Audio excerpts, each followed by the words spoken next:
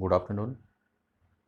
Today we are going to perform an experiment using virtual lab, and aim of the experiment is to determine the amount of iron present in Mohr salt using KMnO4.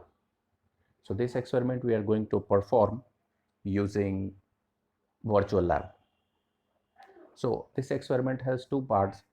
Part 1 is to determine the strength of KMnO4, because KMnO4 is of secondary standard and its molarity or normality changes with time. So first of all, we have to determine the strength of KMnO4. For that, we need a solution whose standard is primary, means whose molarity never changes with time. So we have oxalic acid, which is a primary standard. So in the first setup experiment, we are going to titrate KMnO4 with oxalic acid, whose strength is known. So using that titration, we will be calculating the molarity or normality of KMnO4. Once the normality or molarity of KMnO4 is known, using that KMnO4, we can titrate that KMnO4 with Mohr salt, whose strength is to be determined.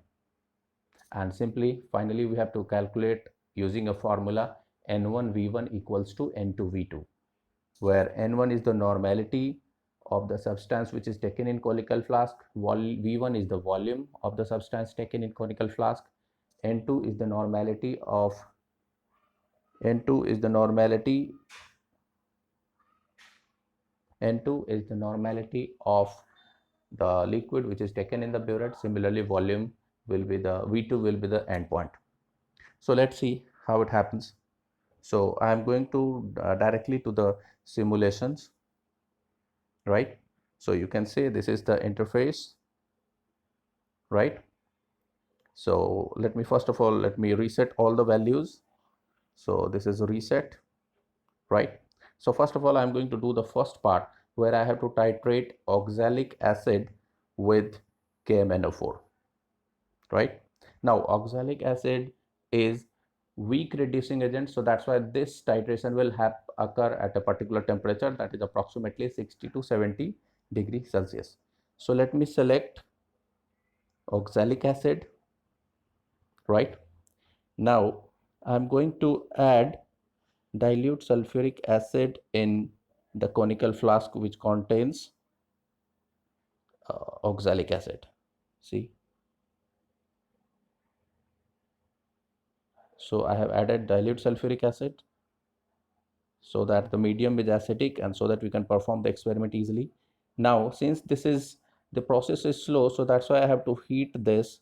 I have to heat this on burner, right? We have to heat it on the burner. Let me put this on the burner,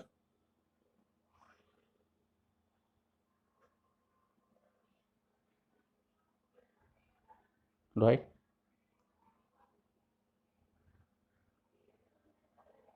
Now turn on the burner. You can see it is being heated. Temperature is increased 40 degree, 50 degree, 60 degree. At 70, just stop it.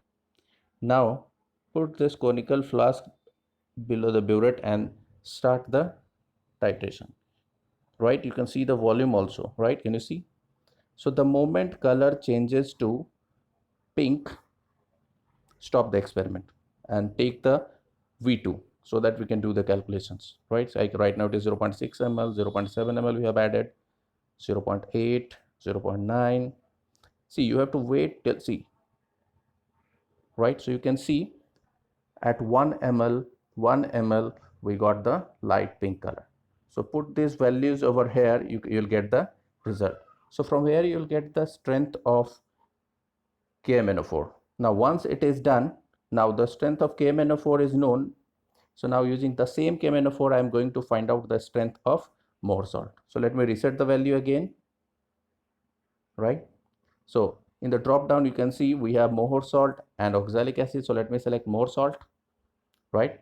Now you have to perform the same thing, but the only difference is Mohr salt is more reactive, so we don't need to heat it. Otherwise, all the procedures are same.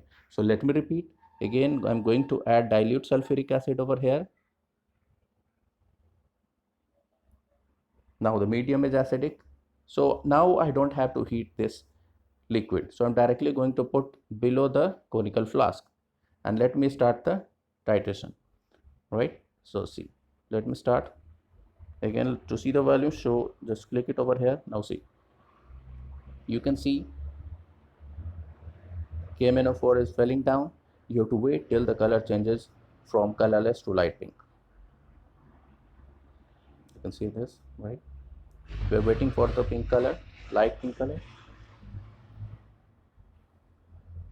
This is what redox titration, where KMnO4 is acting as oxidizing agent and Mohr salt is acting as reducing agent.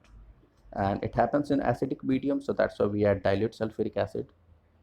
Mohr salt is reactive, so that's why we're not going to heat the liquid. Oxalic acid is less reactive, so that, see, stop the experiment because this is, so from you can see 2.1 ml is the endpoint.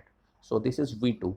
So you can use this value in N1 V1 equals to N2 V2, where N1 the normality of KMnO4 which I've already calculated from the last set of experiment, V1 V1, right, that will be calculating from the titration, right? N2 we have to find out, and V2 we have taken 10 ml. So by using this formula we can simply put and we can get the result. Thank you.